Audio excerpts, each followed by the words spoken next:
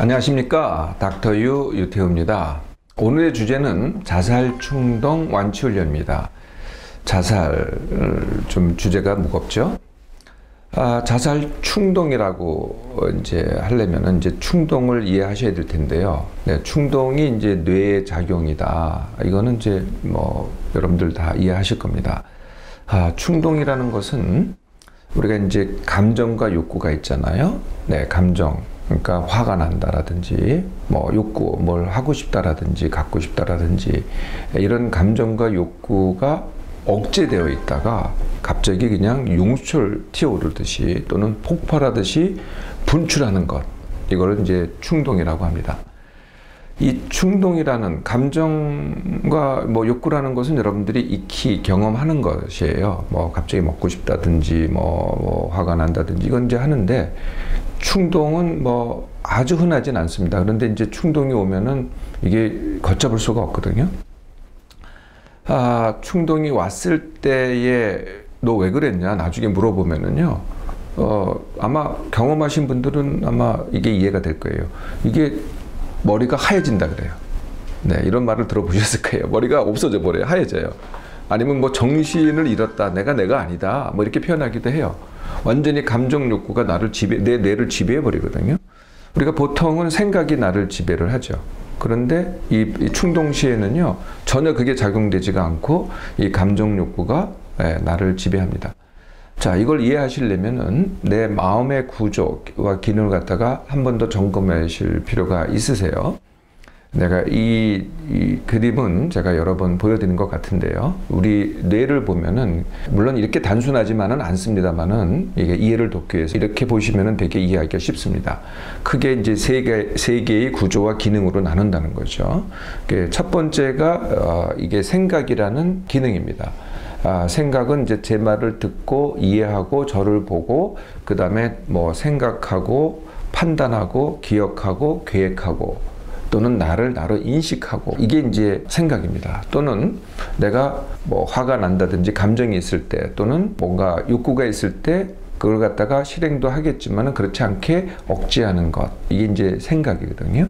이것은 뇌 내의 제일 바깥 부분, 가장 큰 부분이기도 합니다. 그 대뇌 피질이라고 하는데 거기서 담당을 합니다. 그런데 이제 감정과 욕구는 어디서 담당을 하느냐? 그거보다는 훨씬 안쪽에 있어요. 주로 이제 해부학적으로는 변연계라고 하고 또는 시상이라는 이런 부분에서 담당을 하는데, 여기서 기쁨, 슬픔, 화, 이런 것들, 이런 감정이라든지 먹고 싶음, 뭐 갖고 싶음 또는 관심 받고 싶음, 이런 욕구들을 갖다가 다 담당을 하죠. 네, 물론 생각과 감정, 욕구는 주고받고 합니다. 그래서 생각이 감정 욕구를 갖다가 억제를 하거나 제어를 하거나 풀어주거나 하는 역할을 하는 거죠. 그 실제로 이제 이렇게 생각과 감정 욕구의 명령을 받아서 몸에다가 생명 현상 또는 반응을 일으키는 이제 뇌의 중추가 있어요. 그걸 갖다가 우리가 그 부분을 뇌관 또는 시상하부라고 해서 더 안쪽에 있죠.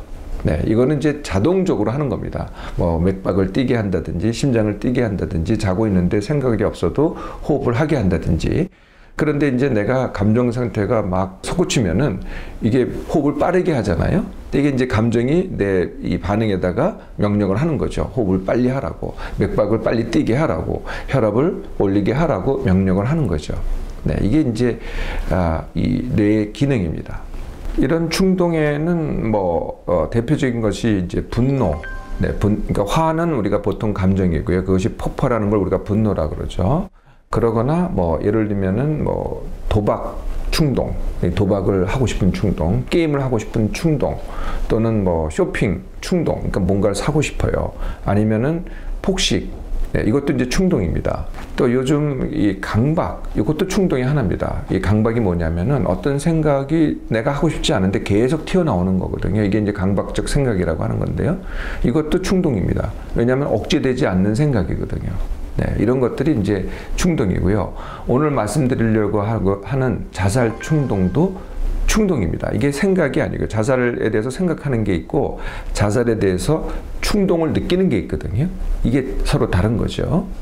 자살 충동은 도대체 어떻게 만들어지느냐? 뭐 이제 이렇게 되는 겁니다. 내가 살기 싫어함이라는 살기 싫다 또는 살기 힘들다라는 감정을 자꾸 쌓아와요. 그러면 이제 생각은 어떻게 해요? 그래도 살아야 돼. 이게 이제 살기고 싶어하는 싫어하는 감정을 억누르는 거죠. 또는 뭐 억울하다. 네, 이런 걸 갖다가 내가 생각으로 눌러요. 화난다. 이런 걸 생각으로 눌러요. 이러다가 그게 이제 분출하면은 자살 충동이 되는 겁니다. 네, 어휴, 내가 못 살아. 네, 그래서 충동적인 행동을 하죠. 네, 그 충동적인 행동이 뭐냐면은 그래서 한국 사람들한테는요. 이게 이제 자살을 갖다 계획하는 사람들은 이렇게 행동을 잘 안 하는데요. 한국 사람들은 충동적인 자살을 하거든요. 충동적인 자살하는 방법이 뭐냐면은 뛰어내리기입니다. 아니면은 목매달기. 이게 충동적인 자살이에요. 그래서 계획해서 자살하는 사람들은요, 이렇게 자살 방법 이렇게 택하지 않고요, 다 준비를 해요. 자살하게 준비를 하다가 다 계획하에서 자살을 하죠. 네. 다른 거 이런 거 다 고려를 해가지고 남한테 해를 끼치는 경우도 있고, 네, 이렇게 고려를 해서 계획해서 자살을 합니다. 서양 사람들은 그러니까 이제 우리가 자살하면 반드시 등장하는 원인에 우울증이라고 있잖아요. 그러니까 서양 사람들은 진짜 우울증이 많습니다. 네, 우울하다가 그것 때문에 이제 도저히 안 되겠다 해서 계획하에서 자살을 합니다. 그래서 서양 사람들 자살에는 우울증이 뭐 한 70%를 차지한다, 원인으로서. 이렇게 얘기가 되고 있잖아요. 근데 한국 사람들은요, 충동적 자살이 훨씬 많습니다. 화나. 그래서 이제 뛰어내린다든지 이렇게 되는 거죠. 모든 충동은 굉장히 파괴적입니다. 제일 많이 파괴하는 건 자기 자신이고요. 근데 그거 충동을 할 때는요, 자기는 정신을 잃기 때문에, 그리고 많은 이제 욕구가 충족될 때는 또 이게 쾌락이 되기도 해요. 예를 들면 내가 게임 충동이 난다든지 또는 구매 충동이 난다든지 그 순간은 이제 쾌락을 느끼는 거죠. 그런데 그 결과를 보면 파괴적이거든요. 자신한테 파괴적이죠. 그리고 대부분은요, 주위 가까운 사람한테 파괴적입니다. 그것의 가장 최고의 정점에 있는 게 자살이죠. 네, 자살이야말로 정말 사람이 할 수 있는 가장 큰 최고의 파괴입니다. 자신도 파괴하고 가장 가까이 있는 사람들을 다 파괴를 하는 거죠. 참 이렇게 말씀을 들어보면은 좀 쉽지 않다 이런 생각을 아마 하실 텐데요. 자, 이것도 완치 훈련을 할 수 있습니다. 네, 그 완치 훈련을 어떻게 시작을 하느냐? 이미 충동 자체는 이게 생각이 작동하지 않잖아요. 사실 그래서 이 충동 때는 어떻게 할 수가 없습니다. 이미 행동으로 바로 옮겨지기 때문에 그러다가 행동으로 옮겨지는 거거든요. 네, 그래서 굉장히 어렵습니다. 그래서 이제 충동이 좀 가라앉을 때 자살 충동을 완치하는 훈련을 해야 되겠죠. 네, 그때 시작을 해야 됩니다. 그리고 이 완치 훈련의 방향은요, 자살하지 마. 이렇게는 되지 않습니다. 왜냐하면은 이 충동 자체가 뭐냐면은 억제된 감정 욕구거든요. 그런데 그걸 하지 마 이렇게 얘기하는 것은 다시 더 억제를 하라는 거거든요. 이렇게는 할 수 없습니다. 그러니까 내가 지금 갖고 있던 그 감정을 풀어내는 방향으로 해야 되겠죠. 네, 억제하는, 안 하겠다. 나는 예를 들면 자살은 죄악이야. 이거는 천벌을 받을 일이야. 이렇게 하는 것은 오히려 더 대부분의 경우에는 역효과를 냅니다. 혼자 하기는 굉장히 어렵겠죠. 왜냐하면 나의 충동이기 때문에 내가 혼자 한다는 것은 뭐냐면 내 생각을 작동시켜서 혼자 한다는 거거든요.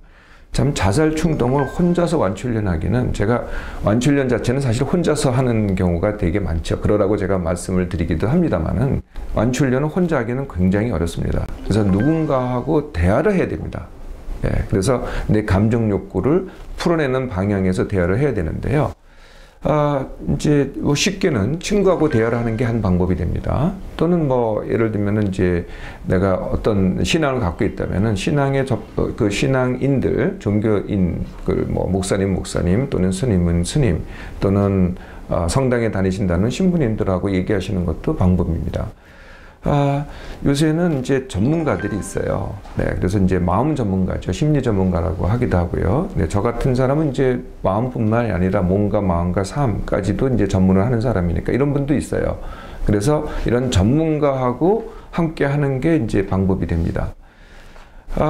이 가족들하고 함께 하면 되겠느냐? 이게 쉽지가 않아요. 왜냐면은요, 이 가족이 이 자살 충동에 기여하는 바가 상당히 있거든요. 네, 그러니까 잘못했다 이런 뜻으로 오해하지 마세요. 그러니까 이 당사자가 자살 충동에 이르기까지는 가족들과의 상호작용 속에서 생기는 경우가 굉장히 많기 때문에 가족들이 첫 번째의 그 면담 대상이 되기가 상당히 어렵습니다. 또 이런 마음도 있어요. 내가 자살하고 싶은 마음이 있을 때 가족들한테는 어떤 생각이 들어요? 미안하거나 굉장히 죄송하거나 이런 느낌이 들기 때문에 더 말을 못합니다. 그러니까 회피하게 되는 거거든요. 네. 또는 짐이 될까봐 이런 생각을 하기 때문에 그래서 처음에는 가족은 약간 뒤로 물러나 있는 것도 방법이 될 수가 있습니다. 본인이 이 도움을 청하지 않고 친구와 대화하지도 않고 그냥 혼자서만 이것을 호소만 하고 고통만 호소하고 있다. 이럴 때는 어떻게 하느냐? 이럴 때는 이제 본인은 혼자서 완치 훈련을 시작을 못 하잖아요. 이럴 때 이제 가족 또는 가까운 사람이 나서야 되겠죠. 가까운 사람이 나설 때의 이제 방법이 이렇습니다. 일단 첫 번째 방법은 그러지 말라, 그런 생각하지 말라, 이 말을 하지 말라는 겁니다. 설득이 안 돼요. 네, 설득부터 하면은 나하고 멀어집니다. 그래서 그렇게 하지 말고요. 그러니까 좀 이제 이 자살 충동이 있는 사람들의 행동이 아무리 좀 이상하죠. 뭐 아무것도 안 할 수도 있고 그렇다고 하더라도 첫 번째 해야 될 게 뭐냐면은 함께 있어 주기입니다. 이게 제일 중요한 거거든요. 뭐 아무 말 안 해도 돼요. 그냥 빈둥거려도 되고 뭘 해도 되는데 그냥 함께, 그렇다고 또 지나치게 함께 있어 주기면 안 되는데요. 딱 이렇게 옆에서 보고 있다가 필요할 때 함께 있어 주기를 하는 게 제일 중요한 거거든요. 첫 번째 할 게 함께 있어 주기입니다. 두 번째가 뭐냐면은 그냥 이게 잘못됐다 이렇게 판단하지 말고요. 왜 그것도 이렇게 마음 약하냐 이렇게 얘기하지도 말고요. 그 정도는 뭐 이겨내야 된다 이렇게 얘기하지 마시고 그냥 현재 이걸 뭐 나약함이라고 보신다면은 나약한 그 자체를 그대로 받아들이라는 거죠. 있는 그대로 받아들이기. 예, 이게 이제 그 다음에 하셔야 될 일입니다. 그리고 아마 가족이 자살 충동을 해결하기는 굉장히 어렵습니다. 가까운 사람 해결하기는 굉장히 어렵고요. 네, 이렇게 해서 조금 더 이 당사자가 안정이 되면은요, 그 다음에 도움 함께 받깁니다. 너 혼자 받으라 그러면은 안 돼요, 이게. 이런 경우에는요. 그러니까 처음부터 본인이 주도를 해서 도움을 받겠다 그러면은 이제 문제가 없는데요. 본인은 그런 생각이 없고 이 가족이 함께 하기를 한다 그러면은 이제 어느 정도의 안정기가 되면 그때부터 자 그러면은 함께 우리가 그 신앙인이 됐던 또는 아니면 전문가가 됐던 전문가를 찾아서 이 문제를 해결해 보자. 근데 함께 가야 돼요. 혼자 가면 안 되고요. 그리고 이 문제가 너만의 문제가 아니고 우리 가족의 문제다라고 같이 볼 때 이게 함께하게 시작되는 거죠. 자, 어떻습니까? 자살 충동은 조금 어렵기는 합니다. 그래도 당사자, 가족, 그리고 전문가가 함께할 때 반드시 완치할 수 있습니다. 빠르게는 3개월 이내 또는 늦어도 6개월 이내에 완치할 수 있으니까요. 네, 지금부터 조금 어렵게 느껴지시더라도 시작해 보겠습니까?